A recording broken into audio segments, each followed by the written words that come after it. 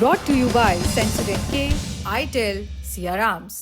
Actor Saif Ali Khan ने खुद पर हुए हमले के मामले में पहली बार पुलिस के सामने बयान अपना दर्ज कराया है। सैफ के हॉस्पिटल से डिस्चार्ज होने के बाद मुंबई पुलिस ने उनसे पूछताछ की, उनका बयान दर्ज किया। सैफ ने पुलिस को बताया कि हमलावर उनके बेटे जहांगीर के कमरे तक पहुंच गया था। सैफ ने उसको पकड़ने की कोशिश की तो उसने उनकी पीठ, गर्दन और हाथ पर चाकू मार दिया। सैफ के बयान की 5 खास बातें जान लीजिए। 16 जनवरी की रात मैं और मेरी पत्नी करीना अपार्टमेंट की 11वीं मंजिल पर अपने बेडरूम में थे। रात करीब 2 बजे की बात है। हमने नर्स एलियम्मा फिलिप की चीख सुनी। एलियम्मा हमारे बेटे जहांगीर की देखभाल करती हैं। एलियम्मा की चीख सुनकर के मैं और करीना जहांगीर के कमरे की ओर भागे। वहाँ एलियम्मा और एक अजनबी व्यक्ति दिखा। वो जहांगीर के कमरे में घुसना चाह रहा था। मैं एलियम्मा को बचाने और उस शख्स को जहांगीर के कमरे में घुसने से रोकने के लिए आगे बढ़ा। मेरी हमलावर से हाथापाई हो गई। उसने मेरी पीठ, गर्दन और हाथ पर कई बार चाकू मारे।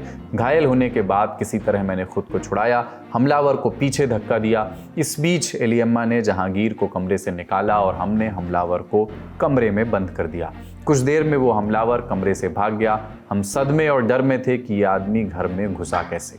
हमले के दिन से ही ये अटकलें भी लगाई जा रही थी कि सैफ अस्पताल कैसे पहुंचे और किसके साथ पहुंचे। इस बारे में भी सैफ ने अपने बयान में बताया कि हमले के बाद मैं जहांगीर और एक स्टाफ मेंबर के साथ ऑटो से अस्पताल पहुंचा। वहां मैंने अपने दोस्त अफसर जैदी को बुला लिया था, जिसने हॉस्पिटल की बाकी प्रोसेस पूरी की।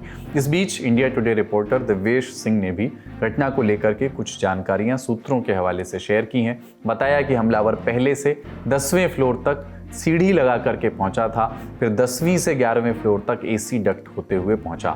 डक्ट के पास फिंगरप्रिंट्स भी मिले थे। इंडिया टुडे ने पुलिस सूत्रों के हवाले से खबर दी है कि मुंबई पुलिस ने जो फिंगरप्रिंट बरामद किए थे उनका मिलान अब हमले के आरोपी शरीफुल के फिंगरप्रिंट से हो गया है। मुंबई पुलिस क्राइम ब्रांच ने सैफ के बेटे जहांगीर के कमरे, दरवाजे के हैंडल, बाथरूम के दरवाजे और सीढ़ियों पर से आरोपी के फिंगरप्रिंट लिए थे और फिर उसे जांच के लिए फॉरेंसिक लैब में भेजा था। वहां आरोपी के साथ उसका मिलान किया गया था।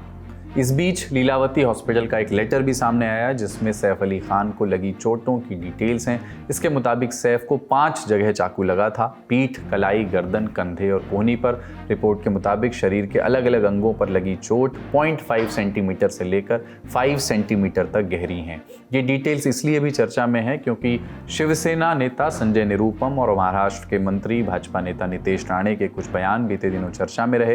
ये बयान सैफ अली खान की सेहत और उनकी फास्ट रिकवरी से जुड़े हुए थे। संजय निरुपम ने कहा था कि जिस व्यक्ति को 4 दिन पहले चाकू लगा था वो अस्पताल से इतना उछलते कूदते कैसे निकल रहा था।